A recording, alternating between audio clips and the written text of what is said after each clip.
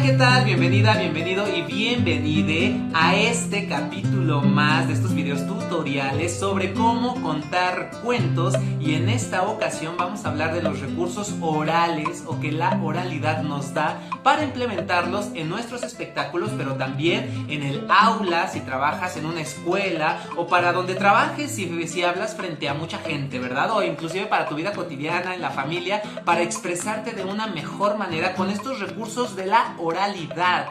Pero bueno, tú dirás, todo el tiempo estamos produciendo oralidad. Sí, sin embargo, cuando hacemos conscientes ciertas prácticas de cómo producir palabra, cómo producir sonido, hacemos que las cosas se vuelvan un poquito más interesantes y asertivas para dar un mensaje o decir algo.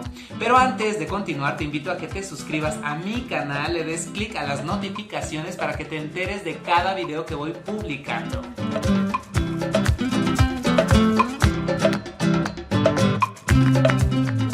Lo primero que hay que decir es que las culturas de hace mucho tiempo, hace algunos siglos atrás, eran completamente orales o casi completamente orales. Y había cuestiones, por ejemplo, de hablar, de expresarse muy musicalmente hablando, con cierto ritmo, cierta melodía en su forma oral de comunicarse. Y eso nos los da los testimonios escritos de esas literaturas en esos momentos, de cómo están conformados en sílabas o ciertas estructuras de decir las historias o de decir los mensajes. Eso ayudaba a que la gente memorizase mucho mejor una historia, un canto, un pasaje, y los mensajes obviamente fueran entendidos o asimilados de esa manera. Ahorita, bueno, ya no memorizamos nada, ni siquiera el teléfono de nadie, ya como difícil memorizar esos datos. La sociedad ha cambiado bastante. Sin embargo, seguimos produciendo de alguna u otra forma oralidad todo el tiempo, porque pues todo el tiempo hablamos. Pero si elegimos los recursos indicados en el escenario para nuestros espectáculos, híjoles, pues esto puede ser todo un éxito. El primer recurso es la repetición. Pero no me refiero a las muletillas, cuando hablamos y las repetimos todo el tiempo. Por ejemplo, el entonces, que sobre todo los narradores que van iniciando, pues dicen a cada rato entonces, ¿no? Entonces, no obstante, u otro tipo de palabras que distraen, que evidencian que pues no estás concentrada o que estás algo pues con incomodidad, que no tienes seguridad en el escenario, o que simplemente no entendemos qué haces allá arriba. Así como que qué pedo, ¿no? Pero hay otro tipo de repeticiones que nos ayudan a enriquecer la experiencia estética en el escenario o en el aula o donde quiera que cuentes historias o hagas espectáculos. Por ejemplo, voy a compartir este cuento que yo cuento muy seguido, que es El Chivato del Garbanzal, donde hago de este recurso una fortaleza.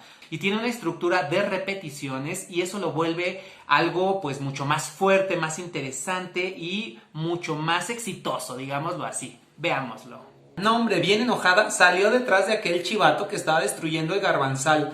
Y hasta que llegó con él y le dijo: ¡Sálte, chivo de mi garbanzal!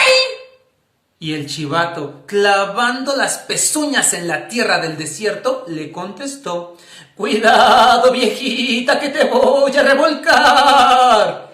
Y la anciana le volvió a decir: ¡Que te salga, chivo de mi garbanzal!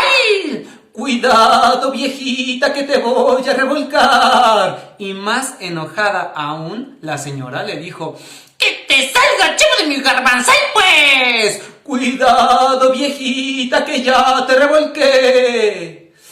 Y adivinen qué pasó. ¿Creen que la revolcó a la señora? Pues sí, sí la revolcó. Le dio una buena zarandeada a la señora esa. La sacó del garbanzal de un aventón así tremendo. A la señora le rompió un brazo, le arrancó de un mordisco una trenza, también tenía sangre por aquí, un ojo morado, está raspada y aterrada. Pobre señora. Lo único que pudo hacer es regresar a casa y pensar en qué hacer para sobrevivir el invierno. Este cuento tiene varios recursos de repetición, pero como ejemplo nada más voy a mencionar al chivato, que tengo una gestualidad concreta para hacerlo y modifico mi voz, hago una onomatopeya y se repite esto constantemente con cada personaje. La repetición no es igual en ningún momento. como es un personaje distinto, la forma de dirigirse a ese personaje pues cambia, ¿no? Por lo menos en el nombramiento de la persona, ¿no? Cuidado viejito que te voy, cuidado viejita, cuidado niñita, y así cada personaje. Pero no solo de esa manera. En las últimas 2 repeticiones, por ejemplo, yo me acerco a alguna niña o un niño o un niñe para hablarle directamente a esa persona, simulando que esa persona es el personaje. No sé si me quedó claro, ¿verdad? Pero bueno, aunque parezca que la repetición siempre es igual, no lo es. Tiene algún detallito diferente. Y este recurso de la repetición es muy acertado porque la gente espera que eso suceda aunque ya lo conozcan, aunque sepan de qué se trata. Sin embargo, es gracioso, es divertido y lo vuelve un hecho que lo esperan, ¿no? O sea, quieren volver a ver al chivato y crea una especie de empatía con el enemigo de la historia, que el chivato es el malo. Y este tipo de repetición pues hace más fuerte o hace una experiencia estética mucho más divertida, diría yo, y el mensaje, la intención del cuento sigue estando presente. O sea, no es una distracción, al contrario, es un reforzamiento del mensaje que quieres dar o de lo que quieres expresar. Así, en cada cuento tú puedes elegir qué repetir, ya sea un gesto, ya sea una expresión verbal concreta, ya sea una onomatopeya o algún recurso, tú decídelo. Normalmente es muy común, más bien, es muy común en la narración oral que estemos usando este recurso. Otra de las formas orales que te voy a recomendar son la producción de onomatopeyas. ¿Esto qué quiere decir? Bueno, sonidos.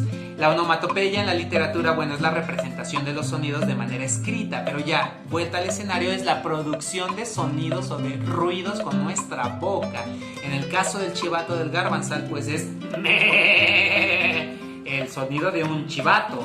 Pero bueno, puede ser el sonido de otro animal dependiendo de tu cuento, o puede ser de un humano o de una máquina o de cualquier otra cosa. La boca, nuestro aparato fonador y sonador, pues bueno, tiene muchas posibilidades para jugar en el escenario, ¿no? Para proyectar, para hacer otros matices o crear otros ambientes. Por eso es muy necesario también entrenar pues la boca, el pecho, la respiración, las cuerdas vocales, todo tiene que ver con un entrenamiento vocal muy importante para estar en el escenario o para hablar frente a grupo. Y por último, otro recurso de la oralidad que debemos tomar en cuenta son los remates. Por ejemplo, cuando decimos y colorín colorado, este cuento se ha acabado. Son formas expresivas muy conocidas que inclusive la gente puede terminar de decirlo y vienen de la tradición oral. Hay algunos que se modifican o algunos que lo cambian con respecto al cuento o al estilo de cada narrador, y también eso es válido, pero tiene que haber un remate que cierre el cuento para que la gente entienda que ha terminado. Y con estas formas, por ejemplo, el colorín colorado, a los niños les encanta porque las conocen, pero puede haber otras, por ejemplo, y por eso se dice y se cuenta que en este lugar, o por eso se cuenta que cuando no sé qué, y de esa manera pues entendemos que es el final. Y creo que nos gusta un poco esta especie de explicación, ¿no? De, por eso sucede eso. Y aunque sea literal, creo que es un buen recurso para darle un buen remate a los cuentos, pero va a depender si es una leyenda, si es un mito o si es otro tipo de historia.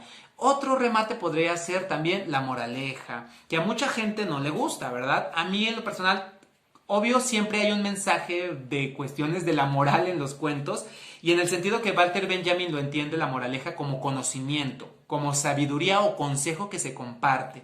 Pero en este otro sentido de la moraleja, así moralizante, adoctrinador, así, de moralino, en ese sentido, pues no me gusta tanto, pero también es una opción y un recurso oral, ¿no? Que al final de la historia pues se diga la razón de contarla o el mensaje concreto que se debe entender. Inclusive de repente también puede ser linda una moraleja, ¿no? Dependiendo de la historia o de lo que tú quieras contar. Y bueno, hay muchos recursos de la oralidad que a veces implementamos sin querer queriendo. pero cuando somos conscientes de su uso y lo usamos con cierta estrategia, por decirlo de alguna manera, pues las cosas pueden funcionar mucho mejor, porque inclusive tú puedes ir creando una propia técnica de cómo montar los cuentos. Yo, por ejemplo, cuando voy a montar uno, siempre me fijo en esto: ¿qué repeticiones puedo usar? ¿Qué repeticiones puedo yo inventarle si no las tiene? Porque es un recurso que quien me vea va a ver que siempre lo pongo. De alguna u otra forma la repetición está presente.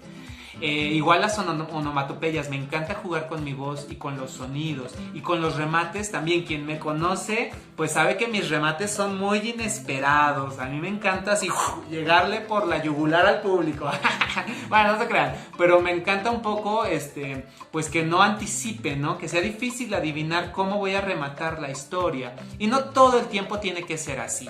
Tú puedes buscar un tipo de historia que sea menos compleja o que ya sea muy conocida, no importa. Mientras haya una repetición interesante, a la gente, aunque conozca el final, le va a encantar escucharla de nuevo. Espero que estos recursos te sirvan y que los implementes, y si ya los conocías o conoces unos nuevos, pues ponlo ahí en los posts para conocer tu opinión. Agradezco mucho de que me hayas acompañado. Te invito a que compartas el video si te gustó, a que te suscribas a mi canal. Muchísimas gracias. Esto fue Un Cuentacuentos, César Rincón. Bye.